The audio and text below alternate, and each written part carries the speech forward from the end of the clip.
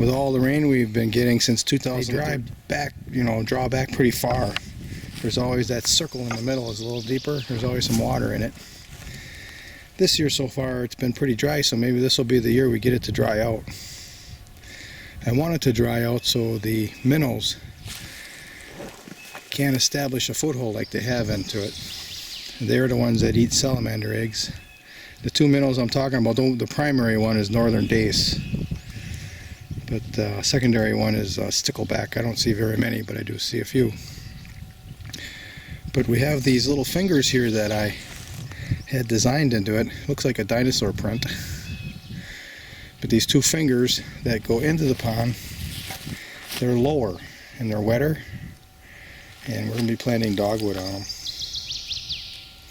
The reason why I did this, other than having a dinosaur print, maybe a million years from now somebody's going to find that. But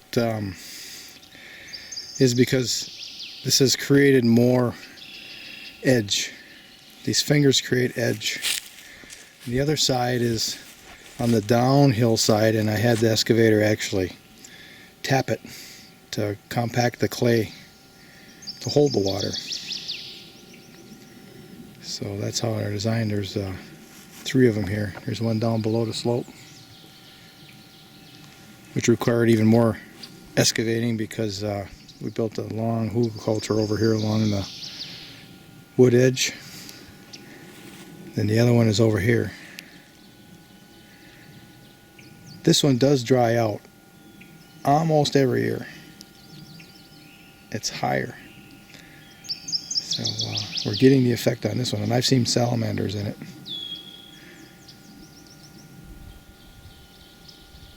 We're also going to be planting dogwood on the fingers of that pool, ephemeral pool, and as well as down below.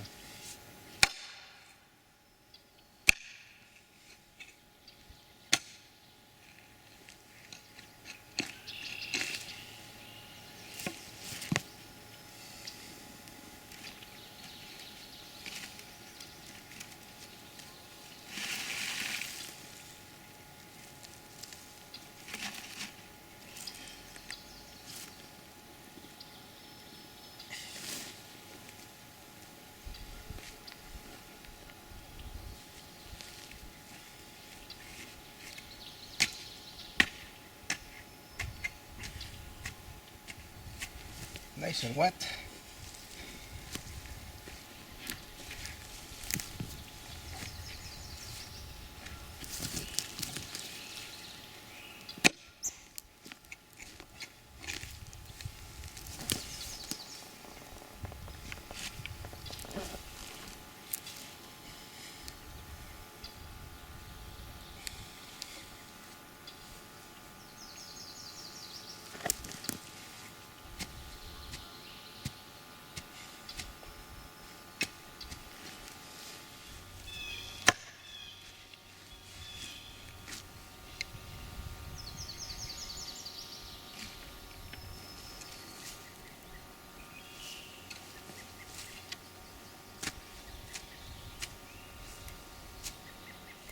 So this tool here works very good for digging holes. If you're really rocky, you can use the point.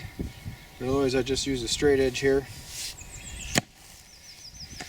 Sometimes you hit a rock pretty square on, and it kind of hurts a little bit. But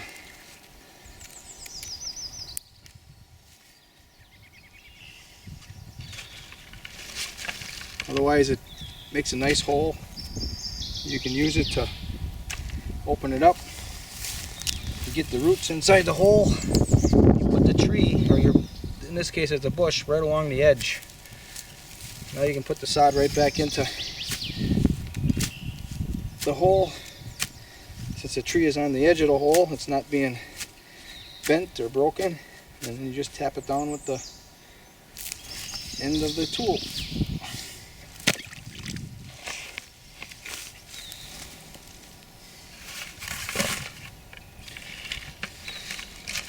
I really would like to get this finger covered.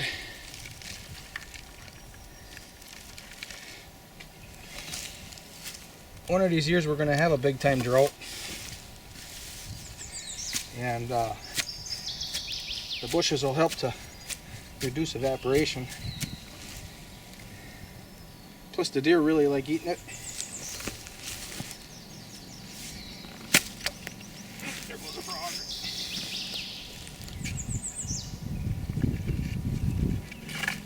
That's the purpose of this property, is to harvest a deer or two every year out of it.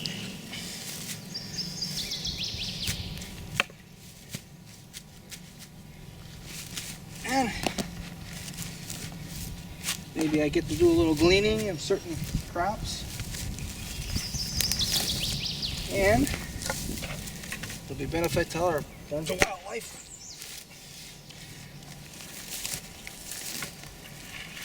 Kind of like I think this is the area for birds.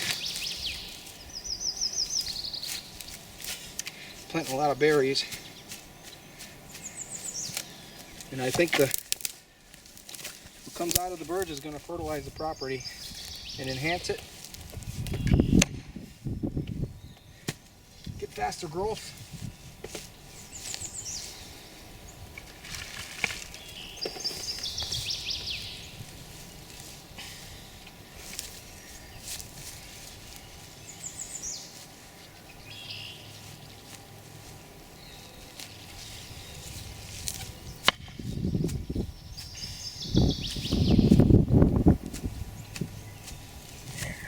So these fingers are a little bit lower and they're well saturated with water.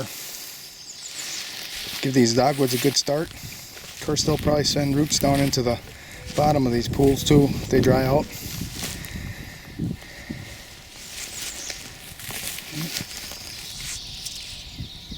Very nice leaf. That finger's all done. That edge along that pond over there, I've got some in. Now we're going to put some up there in the top one. Now we'll go do another garden bed, and maybe I'll go dig up some dogwood from the ditch in the front. These were all just rooted in my backyard. So give them a little head start. And I might do a little cutting on the sticks and shoving them in the muck somewhere too today. We'll see. We're out here at the front of my driveway, and we are going to dig up some dogwood here that's in the ditch. The deer like eating this stuff. Ooh, that might not be some little ones there. That's a little one. I don't want to get into, oh, that's part of a big one. Well, let's see what happens.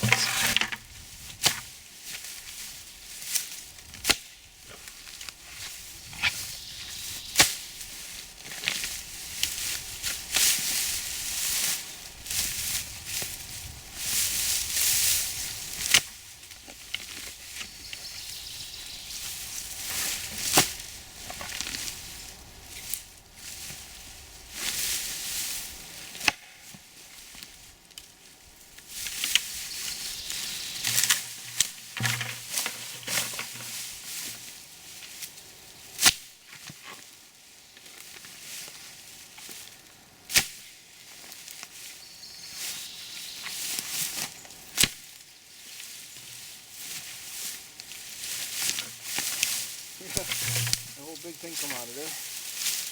Yeah, that's good. I didn't think it'd be that easy. Look at that. That's a nice haul. There's 15 of them there. All nice and rooted. They're easy to pull out of the muck. I was surprised. I thought it was going to be a chore. So now we're going to plant these from the roadside ditch back to where the deer like to be and where I like to shoot them. Transplanted about 60 red osier dogwoods. There's about 30 of them in this little patch right here, scattered all around. And the deer normally come from this direction or from that direction, come from over here. But I only want them to have one entry this way, and that brings me by the stand. You see we got some flowering going on even. Some of these had some very extensive root systems, so I think they're going to do very well. And this is the way I want them to come. And they're staging there and coming out here to the food plot. And when they get to here, then I can get a shot. So I also have transplanted some along that corridor there. I got it about up to that cedar tree there on the left, and down about 20 feet, 25 feet. There's 10 of them in there, each side of the path. So now I'm going to change the carton of batteries on this trail camera. I don't have a lot of sign here, so the does are all hiding with their fawns now, I expect. So we'll see what we got on it when I get home. Well hidden in a stump. Plus I got a whole lineup of dogwood now planted along this edge. I mean, where the watery, marshy area meets the wild raspberries. Got them up along here. Got them in here. Got them in here. Got one there. Got a bunch of tadpoles in here. Ooh, go, go, go.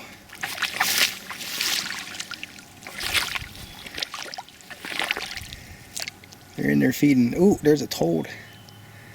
Yeah, gonna be mating seasons for toads here pretty soon.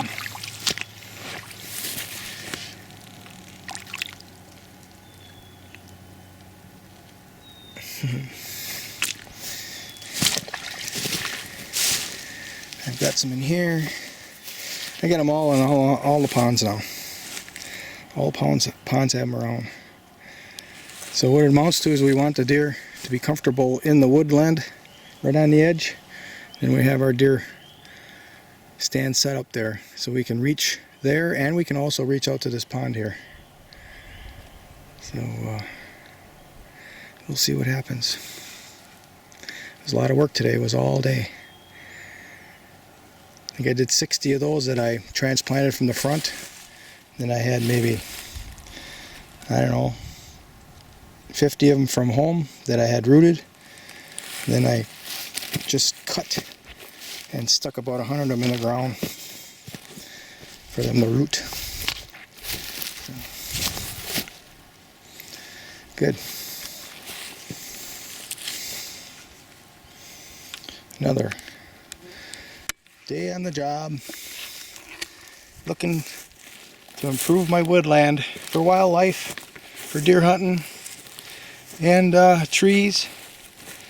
Got a lot of trees planted. I probably planted 10 times more than what are living, but that's the way it goes when you're dealing with boulder strewn, high acid, tight clay. That's what I've got here. So, time to go home. I need a bath.